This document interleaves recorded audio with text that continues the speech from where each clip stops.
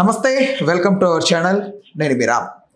మిత్రమండలి చిత్రం అయితే నిన్న ప్రీమియర్ షోస్ ద్వారా ప్రేక్షకుల ముందుకు వచ్చింది. ఓవరాల్గా ఈ చిత్రానికి సంబంధించి మంచి రివ్యూ సినీ మరియు రాజకీయ విశ్లేషకుడు దాస్ విజ్ఞాన్ గారిని అడిగి తెలుసుకుందాం. నమస్తే అన్న. నమస్తే. ఎలా అనిపించింది చిత్రం?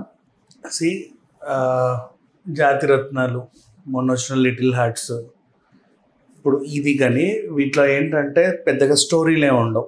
ఆ మాట డైరెక్టర్ కూడా చెప్తాడు. సందర్భోచిత కామెడీ వల్ల అవి నెట్టుకు వస్తూ ఉంటాయి. అలా ఇక జాతిరత్నాలు, లిటిల్ హార్ట్స్ పక్కన పెట్టేస్తే మంచి హిట్ అందుకున్నాయి, బాగున్నాయి. ఈ సినిమాలో మొత్తం తెర నిండా కమెడియన్లే ఉంటారు ఆల్మోస్ట్.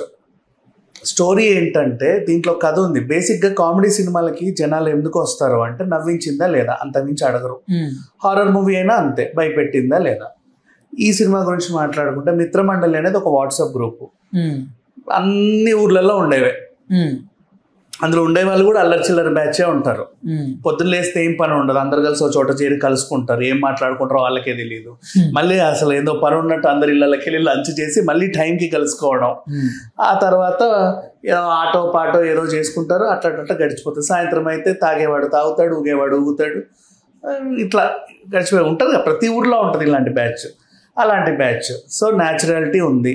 కాకపోతే వాళ్ళు పండించే హాస్యం అనేది మనకి టచ్ అయితే సినిమా వర్కౌట్ అయిందా కాదా అని చూస్తాం. నెక్స్ట్ ఇందులో అంటావా, ఈ వీటీవీ గణేష్ ఏం చేస్తాడంటే ఆయన కులపిచ్చి. ఎంత కులపిచ్చి అంటే ఫర్ ఎగ్జాంపుల్ ఇప్పుడు నేను చచ్చిపోతున్నా, నాకు అర్జెంటుగా ఓ నెగిటివ్ బ్లడ్ కావాలి, నేను చౌదరి నువ్వు రెడ్డి, నువ్వు నీ బ్లడ్ కూడా నేను ఎక్కించుకో, నాకు అవసరం కూడా లేదు, నువ్వు సావనైనా చేస్తా అంటే. ఈవెన్ మనకి బయట కూడా ఈ కులాంతర వివాహాలు ఎలా జరుగుతాయి, పరువు హత్య అని ఎందుకు అంటారంటే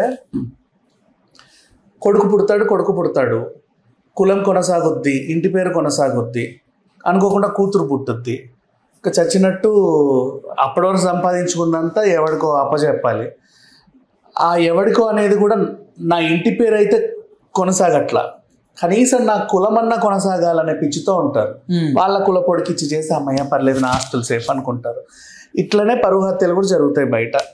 ఇట్లాంటి క్యారెక్టర్ ఈంది. మరి అంత కులం అన్నోడి కూతురు ఇంకో కులం వాడితో లేచిపోతుంది. దానికి కారణంగా ఈ వీడి ఫ్రెండ్స్ ఇరుక్కుంటారు. అలా సరిపోయే స్టోరీ ఇది, సింపుల్గా చెప్పాలి అంటే. అండ్ నెక్స్ట్ ఈ మధ్య కాలంలో సమాజంలో జరిగే సిచ్యువేషన్స్ అన్నీ దీంట్లో కామెడీగా చాలా నీట్గా క్యూట్గా చెప్పారు. ఫస్ట్ ఎవరైతే ఇది జాతిరత్నాల లాగా ఉంటుంది, లిటిల్ హార్ట్స్ లాగా ఉంటుంది, బాగా నవ్వుకోవచ్చు, అందరు కమెడియన్లు ఉన్నారు అనుకొని వెళ్ళారు. అలాగే చూసి కామెడీ నచ్చితే నచ్చింది, లేకపోతే లేదనుకోండి రండి, ఓకేనా. తరువాత ఈ సినిమాలో ఏదో మెసేజ్ ఉంటుంది, మనం దీన్ని ఎక్కించుకుందామని రెండోసారి వెళ్ళండి, ఖచ్చితంగా సినిమా నచ్చుద్ది. అంటే ఏదో అడ్డమైన ఎక్స్పెక్టేషన్స్ పెట్టుకుంటే కొన్ని సినిమాలు నచ్చవు. ఆ సినిమాలో అసలు ఏం చెప్పదలుచుకున్నాడు డైరెక్టర్ అనే దాని దృష్టికోణంలో పెట్టి చూస్తే ప్రతి సినిమా నచ్చుద్ది. దాంట్లో హిట్లు ఫ్లాప్లు అనేవాటి. పర్ఫార్మెన్స్ ఎలా ఉంది? చాలా బాగా చేసింది అమ్మాయి.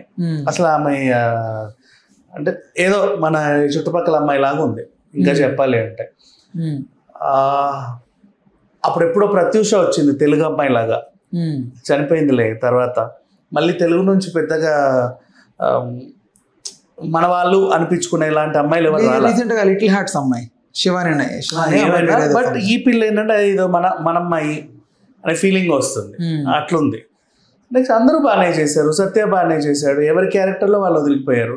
నీకు మరీ బీభత్సమైన కామెడీ కావాలంటే ఇప్పుడున్న మన ప్రాబ్లం ఏంటంటే, ఒకప్పుడు జంబలకడ పంబ లాంటి సినిమాలతో పోల్చుకుంటే బాగా జబర్దస్త్ స్కిట్లు చూసేసాము, బాగా స్టాండప్ కామెడీలు చూసేసాము, ఎక్కువ మోతాదులో కామెడీ సినిమాలు చూసేసాము. ఇంకా కొత్త కామెడీ కావాలంటే ఎక్కడి నుంచి వస్తుంది? బేసికల్లీ ఆ సందర్భోచితంగా వాళ్ళు న్యాచురల్గా ఎలా అయితే మూవ్ అవుతారో మనం అందులో లీనం అయిపోతే చాలా నవ్వు వచ్చేస్తుంది. ఇప్పుడు లిటిల్ హార్ట్స్ బస్ ఎక్కుతారు, పాస్ అంటే పాస్ అంటారు, ఓ రోజు ఏది చూపి అంటే దిగి వెళ్ళిపోతా ఉంటారు, మనం నవ్వుతాం, హా చూడు భలే చేసాడే అని. ఇంతే, చాలా న్యాచురల్. ఇందులో కూడా న్యాచురల్గానే ఉంది, పెద్దగా ఇబ్బంది పెట్టింది ఏం లేదు. ఎక్స్పెక్టేషన్స్ పెట్టుకొని వెళ్తే ఎవరికి సినిమా నచ్చినా నచ్చకపోయినా మరి చాలా మంది అయితే నెగిటివ్ గానే రాశారు. ఇప్పటివరకు నేను చూసిన రివ్యూస్ అన్ని నెగిటివ్ గానే ఉన్నాయి. అంటే దర్శి ఫస్ట్ టైం డాన్స్ చేసిందని కూడా కొంతమంది ట్రోల్ చేస్తున్నారు. చేయని తప్పేంటో లేదు, చాలా మంది ట్రోల్ చేస్తున్నారు. అప్పట్లో ఇప్పుడు ఏంటి అలీ గారు కూడా హీరోగా ఉండి సౌందర్యతో డాన్స్ చేశారు. బాబు మోహన్ కూడా సౌందర్యతో డాన్స్ చేశాడు తెలుసా.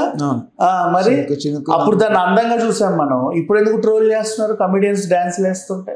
తప్పేంటి? ఈవెన్ సునీల్ గారు కూడా హీరోనే డాన్స్ నువ్వు అనుకునే హీరోనే డాన్స్ వేయాలా, ఇంకెవరు వేయకూడదా? అండ్ అదేంటి మన సుడిగాడు సినిమాలో ఆ పాట లాగా ఉంది, డిఫరెంట్ గా. అదొక స్పూఫ్ లాంటి సాంగ్, జంబర్ గింబేలా తీసుకున్నారు. బ్రహ్మానందం కూడా కనబడ్డాడు, బాగుంది, ఏం అనిపించలేదు అబ్బా. వాడు చెప్పాడు వీడు చెప్పాడు అని కాకుండా సింపుల్గా థియేటర్కి వెళ్ళి చూస్తే హ్యాపీగా నవ్వుకొని అయితే వస్తారు. ఏం ఇబ్బంది పెట్టదు. సినిమా నిజంగా చాలా బాగుంది. నిర్మాణ విలువలు బాగున్నాయి, ప్రొడక్షన్ క్వాలిటీస్తో సహా. డైరెక్టర్ కూడా చాలా బాగా చేశాడు. యాక్టర్లు అందరూ వాళ్ళ పరిధి మేరకు చేశాడు. ఈ పిల్ల అయితే ఇంకా ఇరగదీసింది, ఏదో మన ఇంటి పిల్లలాగా. బట్ ట్విట్టర్ లో మాత్రం మంచి నెగిటివ్ గా ట్రెండ్ అవుతుంది. నెగిటివ్ గానే ఉంటది. మరి ఎవడనుకుంటూ రాస్తున్నాడో నాకు తెలియదు. అందరు నేను చెప్తున్నా విను, నేను చూసిన చోటల్లో కూడా నాకు నెగిటివ్ గానే కనబడింది. నా కంటికైతే ఇంపుగానే ఉంది. మరి నా దృష్టిలో ఏమైనా లోపం ఉందేమో, నేను సరిదిద్దుకోవాలో నాకు తెలియదు. నాకైతే నచ్చింది. నాకు తెలిసి నాతో పాటు వచ్చిన వాళ్ళందరూ కూడా నచ్చింది. మేమైతే ఎంజాయ్ చేసాం. సినిమా బాగుంది. రైట్. హలో, తెలుగు రాజ్యం ఛానల్ చూస్తున్నారా? సామాజిక రాజకీయ జీవన చిత్రణే తెలుగు రాజ్యం. అతిశయోక్తులు అసత్యాలు ఉండవు. రాజకీయ కోణం కాదు, ప్రజా కోణమే కొలబద్ద. తెలుగు రాజ్యం వీక్షణ మీ ఉత్తమ అభిరుచికి నిదర్శనం.